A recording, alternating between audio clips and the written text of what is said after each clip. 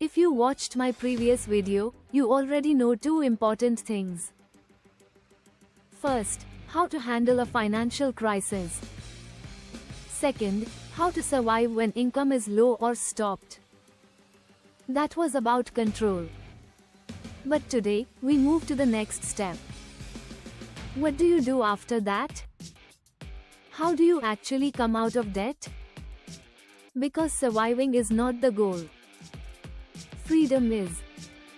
And without a plan, debt doesn't go away. It stays.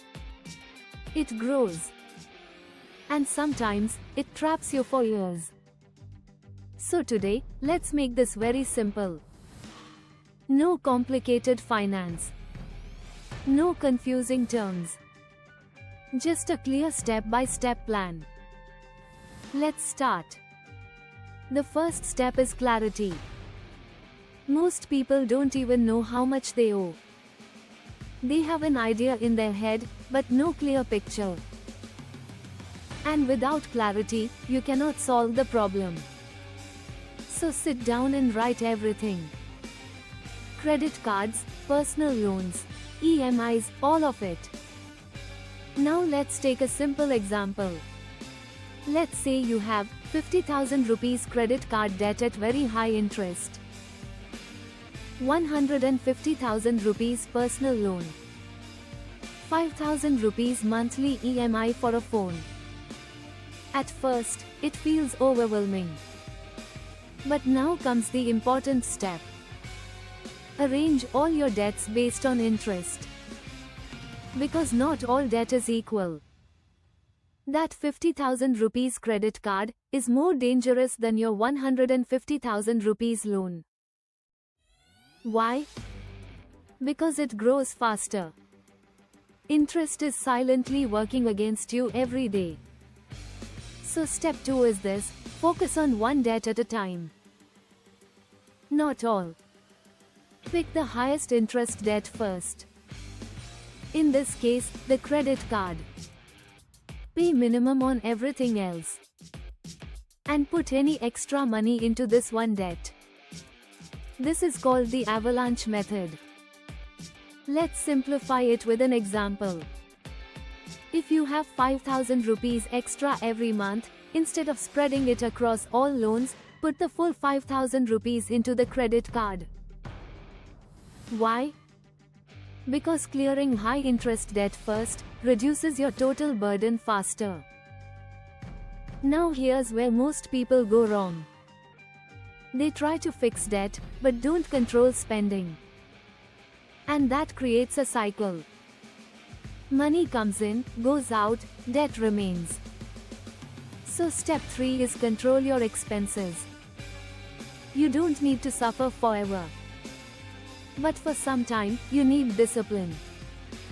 Ask yourself before every expense, is this helping me get out of debt, or keeping me stuck? That one question changes behavior. Now step 4, and this is powerful. Increase your income. Because debt repayment becomes faster when income increases. Let's say you start earning even 3,000 rupees to 5,000 rupees extra per month. Freelancing, part-time, anything. That extra money can directly go into clearing your debt. Now imagine this. Instead of taking 12 months, you finish in 8 months. That's the power of small income. Now step 5, the most important one. Consistency. This is where most people fail. They start strong. Then after 2 to 3 months, they lose focus. Expenses increase again.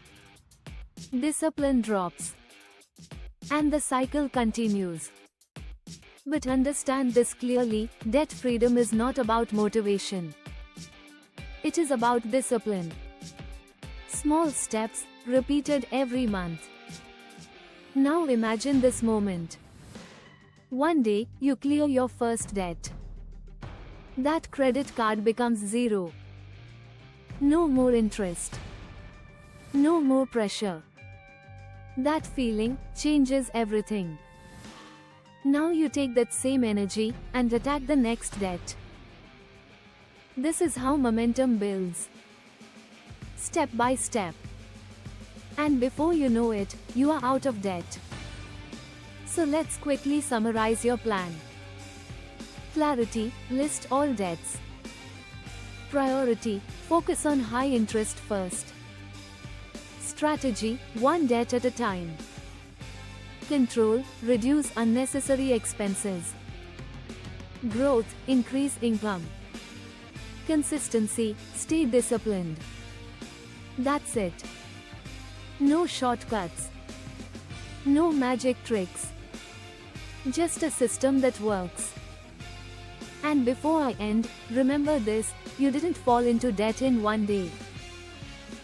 So don't expect to come out in one day. But if you follow a plan, you will come out. And you will come out stronger.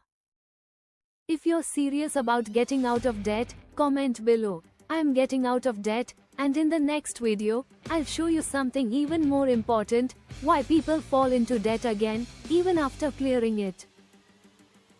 Because getting out is step 1, staying out is the real game.